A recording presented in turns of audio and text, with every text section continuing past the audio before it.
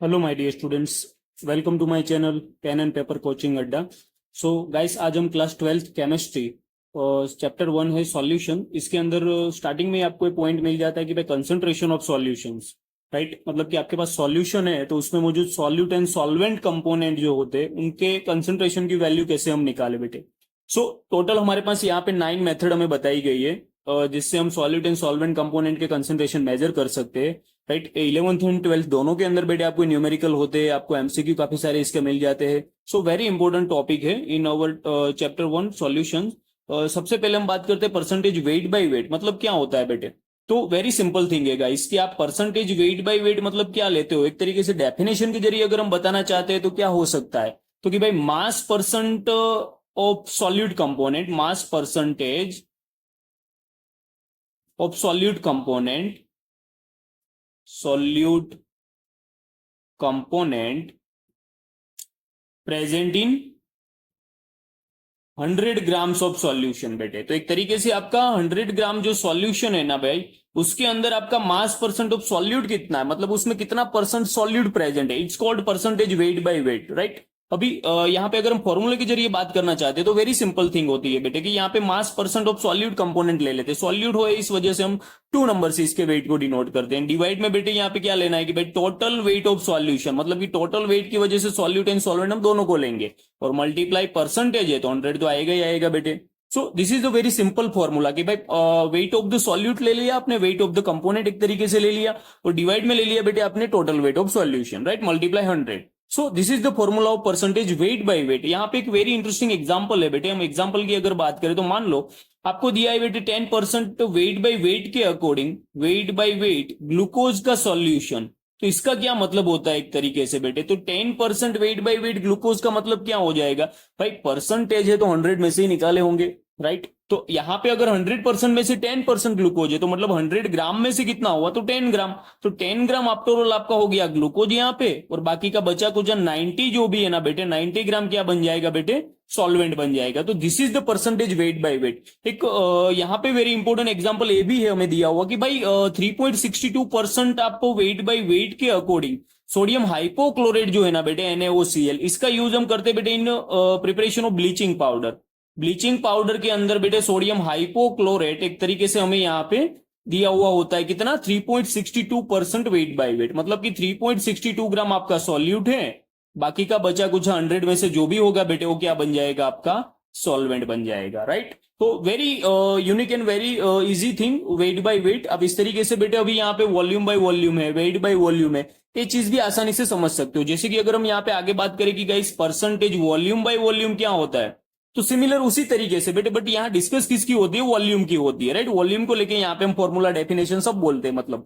तो volume by volume मतलब कि भाई वॉल्यूम ऑफ सॉल्यूट कंपोनेंट ले लेंगे, वॉल्यूम ऑफ हमें ले लेना है किसका, सॉल्यूट का, सॉल्यूट कंपोनेंट, और डिवाइड में बेटे टोटल वॉल्यूम ऑफ सॉल्यूशन ले लेंगे, right, total volume of solution, और मल्टीप्लाई तो बेटे 100 यहां भी होगा बिकॉज की भाई ये परसेंटेज की ही बात हो रही है एक तरीके से, है कि नहीं। तो वॉल्यूम ऑफ आपको ले लेना है सॉल्यूट कंपोनेंट का, डिवाइड में टोटल वॉल्यूम ऑफ सॉल्यूशन हो जाएगा, multiply 100, it's called percentage volume by volume.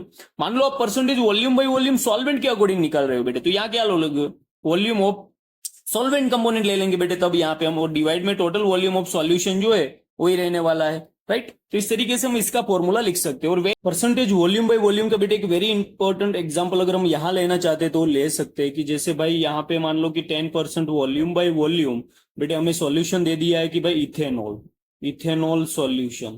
तो इसका क्या मतलब बन जाएगा बेटे कि भाई आपके टोटल 100% में से 10% है इथेनॉल, मतलब कि 10 ml बेटे आपका बन गया सॉल्यूट ये इथेनॉल, और बाकी का बचा कुचा जो भी है बेटे 90 ml क्या बन जाएगा आपका सॉल्वेंट बन जाएगा, right. So this is the percentage volume by volume, right. इसका भी एक वेरी इंपॉर्टेंट एग्जांपल हमें एनसीईआरटी में बताया, कौन सा बेटे कि 35% वॉल्यूम बाय वॉल्यूम के अकॉर्डिंग इथिलीन ग्लाइकोल जो होता है बेटे, इथिलीन ग्लाइकोल मतलब कि एक तरीके से हम यहाँ पे फॉर्मूले के बेस पे ऐसे लिख सकते हैं बेटे, this is the ethylene glycol, right, CH2CH2OH OH। 35% volume by volume ethylene glycol का यूज होता है बेटे एंटी फ्रीजिंग तरीके। ये कार का मतलब कि जो टेम्परेचर होता है ना बेटे, कार के इंजन जो गर्म हो जाते हैं इस वजह से उसमें ये सॉल्यूशन डालना पड़ता है, जो कार का टेम्परेचर काफी हद तक मतलब नीचे लेके जाता है, -17 पॉइंट एक तरीके से 6 डिग्री जितना, -17.6 डिग्री टेम्परेचर कार का नीचे ले जाता है, राइट। एंटी फ्रीजिंग का काम करता है सॉल्यूशन। तो इसका भी मतलब आप समझ सकते हो भी कि भाई 35 ml इसमें सॉल्यूट है इथिलीन ग्लाइकोल,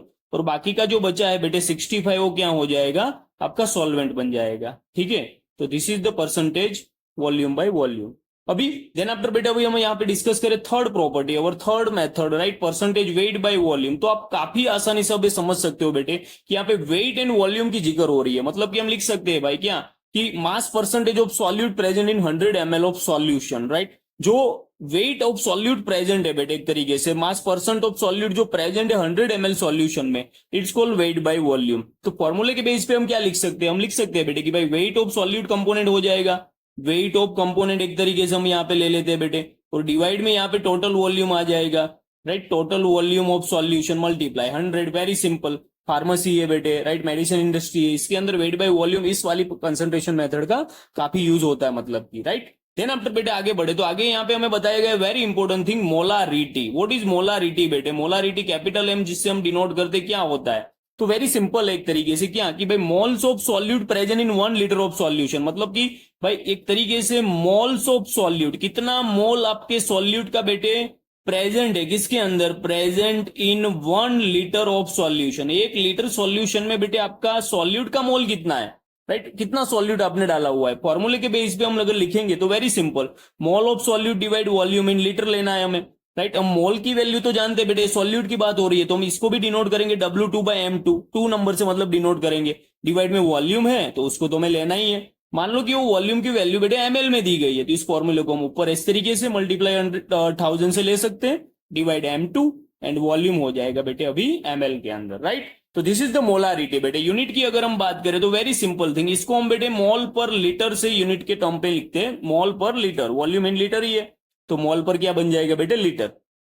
सपोज आपको कोई ऐसा एग्जांपल मिलता है भाई कि यहाँ पे हमें दिया है कि 0.25 मोलार NaOH सॉल्यूशन, तो आप इसका क्या मतलब निकालोगे, मतलब एक तरीके से 0.25 मोलार NaOH का मतलब क्या होता है बेटे, आपका 0.25 मोल NaOH जो है ना बेटे, उसको यहाँ पे डाला है पानी के अंदर, मतलब कि एक तरीके से पानी में डिजोल्व किया है ना, आपका 1 लीटर सॉल्यूशन प्रिपेयर कर दिया इस तरीके से 0.25 मोल NaOH को लेकर। अभी आपको कैसे पता कि भाई 0.25 मोल मींस कितना होता है बेटे, तो वेरी सिंपल, मोल का अभी हमने फॉर्मूला लिया था बेटे W/M, आप यहाँ पे ले लो इस तरीके से, मोल तो आपको दिए ही है 0.25 इज इक्वल टू W/M। आपको W की वैल्यू मतलब कि बेटे वेट की वैल्यू ग्राम में चाहिए कि कितना ग्राम होता है, राइट। आपको मोल में मान लो समझ नहीं आ रहा है तो बेटे ग्राम में भी इस वैल्यू को हम कन्वर्ट कर सकते हैं, कैसे, यहाँ मोलार मास ऑफ NaOH तो हमें पता ही होता है बेटे कि ये 40 निकल जाएगा, 23 + 16 + 1, राइट, यानी 17 + 23 हो गया 40 ग्राम।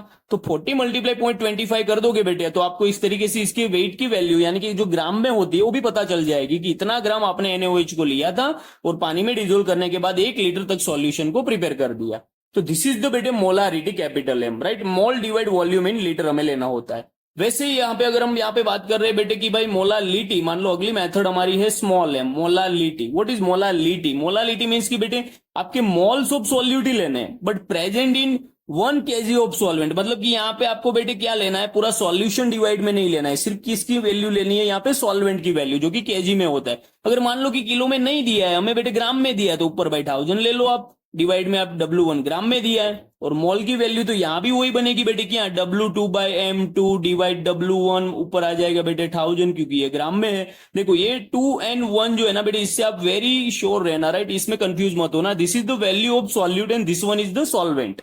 सो आप आसानी से इस फॉर्मूले को इस तरीके से याद रख सकते हो बेटे। यूनिट की इसकी अगर बात करें तो इसका यूनिट क्या बन जाएगा, जैसे मोलारिटी में हमने क्या डिस्कस किया भाई, मोल बाय वॉल्यूम की वैल्यू जो है लीटर के अंदर हम लेते तो मोल पर लीटर, सेम इसके अंदर हम बात करेंगे बेटे मोल डिवाइड वैल्यू है केजी में सॉल्वेंट की, तो इसका यूनिट बन जाएगा मोल पर केजी बेटे, राइट। अगर आपको कोई सॉल्यूशन इस तरीके से दिया है कि भाई 1 मोलाल KCl सॉल्यूशन है हमारे पास, तो इसका क्या मतलब निकालोगे बेटे, 1 मोलाल KCl मींस कि आपका 1 मोल KCl, 1 मोल मींस कितना होता है बेटे, तो उसके मॉलिक्यूलर मास के बराबर। भाई इसका मॉलिक्यूलर मास आप जो भी निकालोगे ना बेटे, अप्रोक्स आप ले ले तो इसका पोटेशियम 39 है, 35.5 हो जाएगा, तो 74.5 समथिंग जो भी इसका मास ग्राम में आप निकालोगे ना बेटे, this is the value of 1 molar KCl। 1 mole KCl एक तरीके से बन गया है आपका, राइट। तो इसको आपने क्या किया बेटे, सॉल्वेंट 1 kg ले लेना है, 1 किलो kg, 1 kg सॉल्वेंट के साथ इतना ग्राम सॉल्यूट को मिक्स कर दिया। यानी टोटल सॉल्यूशन जो बनेगा ना वो अप टू 1000 ग्राम बन जाएगा बेटे। यहाँ पे क्या था मोलारिटी के अंदर, टोटल सॉल्यूशन 1 लीटर ही बनता है, आपका सॉल्यूट भी उसमें ऐड हो गया और सॉल्वेंट भी आ गया बेटे। यहाँ सॉल्वेंट एक्स्ट्रा 1 kg ही लेना है हमें, राइट, और सॉल्यूट बाकी जो भी हमारा इन ग्राम वो हमें उसके अंदर मिक्स कर देना होता है। तो this is the molality small m बेटे। सेम उसी तरीके से दो और वेरी इंपॉर्टेंट टर्म्स है हमारे पास, कौन से बेटे, तो हम यहाँ पे बात करते हैं 6 नंबर में बेटे नॉर्मालिटी। व्हाट इज नॉर्मालिटी बेटे? बेटे आपको मोलारिटी का जो भी फॉर्मूला लिखवा है ना कि भाई W2 मल्टीप्लाई आप 1000 ले लेते हो, डिवाइड में आप ले लेते बाय मॉलिक्यूलर मास और उसके साथ वॉल्यूम इन लीटर या ml है तो ऊपर 1000 आ गया बेटे। सेम वही चीज है, बस आपको याद है रखना यहाँ पे मॉलिक्यूलर मास नहीं होता है बेटे। इन नॉर्मालिटी हम यहाँ पे डिस्कस करते हैं बेटे equivalent mass, right. Equivalent mass अभी कहां से निकल के आएगा भाई? तो वेरी सिंपल थिंग बेटे, आपको अगर यहाँ पे किसी का इक्विवेलेंट मास लेना है बेटे तो किस तरीके से हम लेंगे? मान लो हमें इक्विवेलेंट मास निकालना है बेटे, आपको मॉलिक्यूलर मास आना चाहिए। मॉलिक्यूलर मास की वैल्यू जो हो जाएगी उसको डिवाइड आपको करना है n factor, right. What is n factor बेटे? एक तरीके से आप इतना समझ लो कि इलेक्ट्रॉन एक्सचेंज की वैल्यू, कितने इलेक्ट्रॉन आ रहे जा रहे भाई, इलेक्ट्रॉन की लेन देन क्या हो रही है, this is the n factor. तो मॉलिक्यूलर डिवाइड एन फैक्टर कर दोगे, अदरवाइज आप ले सकते हो एसिडिटी ऑफ द सॉल्यूशन या basicity of the solution, but आपके लिए इजी है पड़ेगा, एन फैक्टर की वैल्यू आप आराम से निकाल लोगे। तो इक्विवेलेंट इस तरीके से बेटे आपको मिलता है। सपोज मैं यहाँ पे बात करता हूँ कि बेटे मेरे पास H2SO4 है, राइट। H2SO4 का मुझे इक्विवेलेंट निकालना है भाई। इक्विवेलेंट मास H2SO4 का कितना बनेगा बेटे?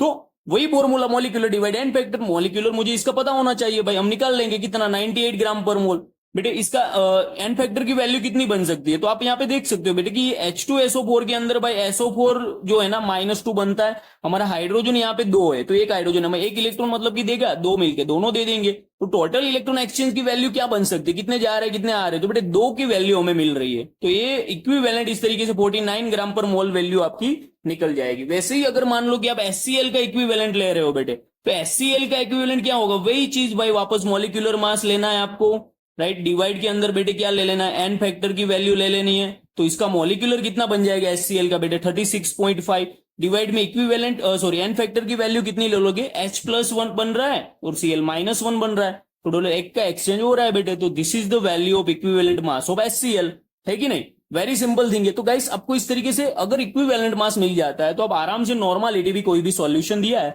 उसकी फाइंड कर लोगे बेटे। यूनिट की अगर हम बात करें तो इसका यूनिट जो है ना भाई, यहाँ पे मोल नहीं है बेटे, W2/M2 की वैल्यू नहीं है। डेट्स वाई आप ऐसे नहीं बोल सकते कि सर ये तो मोल पर लीटर ही बन जाएगा, नहीं। ये बेटे जो वैल्यू बनेगी ना यूनिट की, यहाँ पे बन जाएगी आपकी नॉर्मल पर लीटर की वैल्यू। नॉर्मालिटी है, नॉर्मल पर लीटर की वैल्यू यूनिट के टर्म में हम लिखते हैं बेटे, राइट। देन आफ्टर बेटे अगला फंडा है हमारे पास फॉर्मालिटी। वेरी सिंपल थिंग भाई, फॉर्मालिटी क्या चीज होती है भाई? फॉर्मालिटी मतलब अभी भी मैं बोल रहा हूं मोलारिटी को ही पकड़ के रखो भाई। जैसे आपने यहाँ पे क्या लिया बेटे, W2 डिवाइड यहाँ इक्विवेलेंट था, इतना मतलब कि हमारा डिफरेंट वैल्यू आ रहा था। सेम यहाँ भी बेटे बाकी सारी चीज मोलारिटी ही, ऐसा समझ लो आप। बस आपको यहाँ डिवाइड के अंदर कौन सी वैल्यू लेनी है बेटे, यहाँ जैसे इक्विवेलेंट ले लिया नॉर्मालिटी के अंदर, भाई फॉर्मालिटी में आपको क्या लेना है? फॉर्मल मास एक तरीके से ले लेना है बेटे। फॉर्मल मास अब कहां से मिल जाएगा हमें?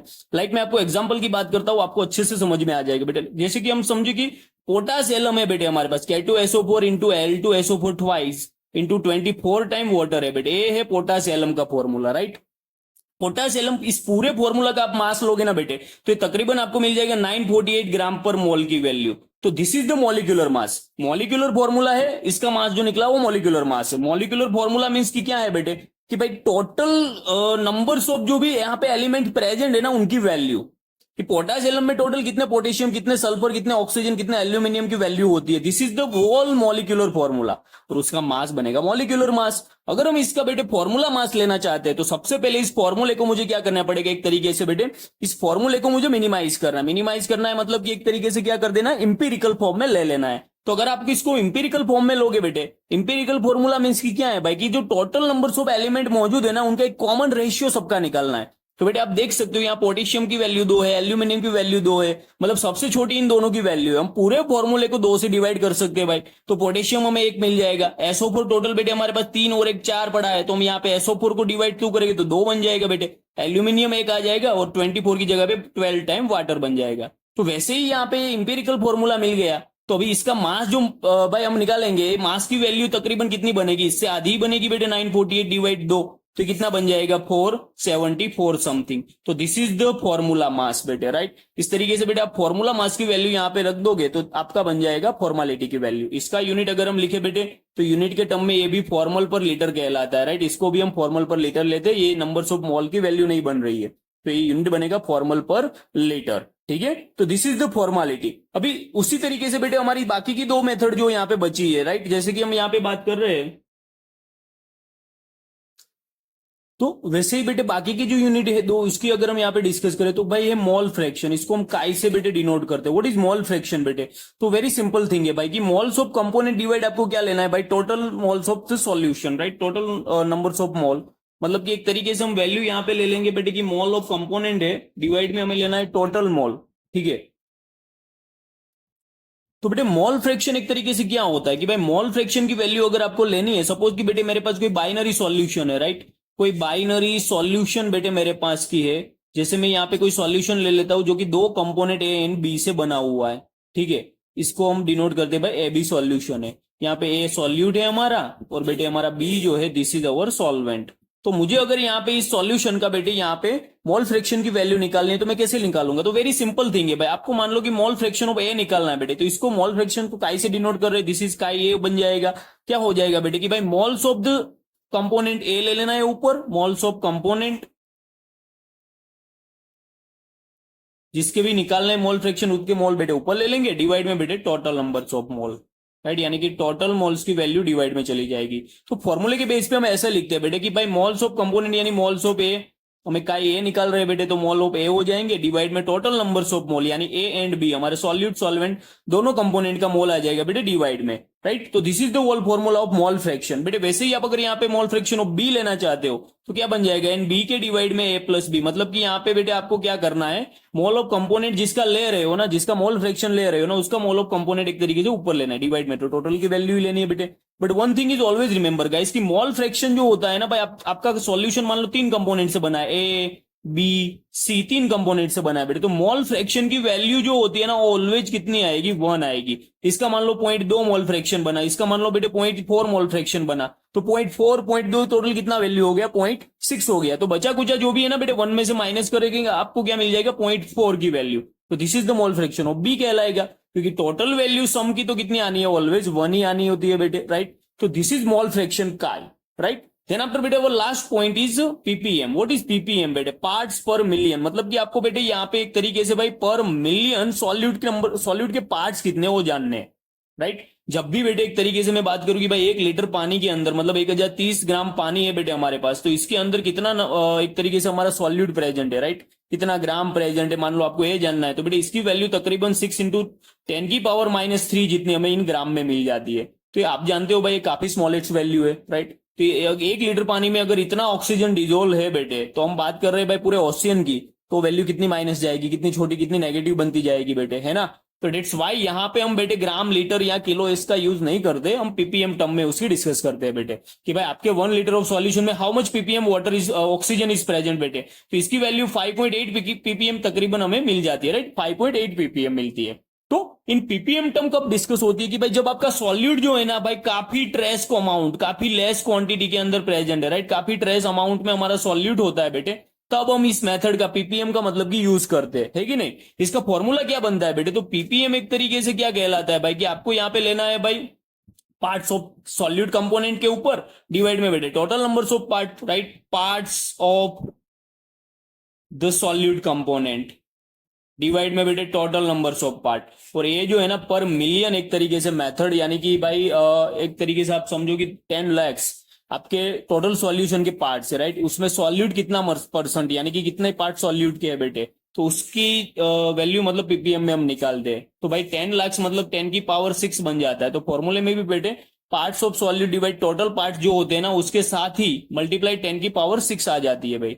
एक चीज ऑलवेज रिमेंबर बेटे, ये जो पार्ट्स ऑफ सॉल्यूट है ना इसकी वैल्यू अगर आप यहाँ पे ग्राम में लेते हो, राइट, और टोटल पार्ट्स भी ग्राम में, तब भी पावर 6 लगेगा बेटे। दोनों एमएल में होगा तब भी पावर 6 लगेगा आपका। मान लो ग्राम एमएल है तब भी पावर 6 लगेगा बेटे। बट अगर ये वैल्यू आपको इस तरीके से बताई गई है, ऊपर आपको बेटे मिलीग्राम और नीचे लीटर दे दिया है, तो पावर 6 नहीं लगेगा बेटे, वो निकल जाएगा। वैसे ही बेटे अगर मान लो कि ऊपर की वैल्यू माइक्रोग्राम में और नीचे एमएल में दिया है तब भी पावर 6 बेटे नहीं लगेगी, वो वैल्यू सारी इसी के अंदर मतलब कि कैलकुलेट हो चुकी है, तो पावर 6 नहीं लगेगा। तो एमसीक्यू के लिए बेटे वैल्यू आपके लिए काफी इंपॉर्टेंट बन जाती है, फॉर्मूले आपको इस तरीके से भाई पीपीएम की याद रखने होंगे। Right, thank you very much guys.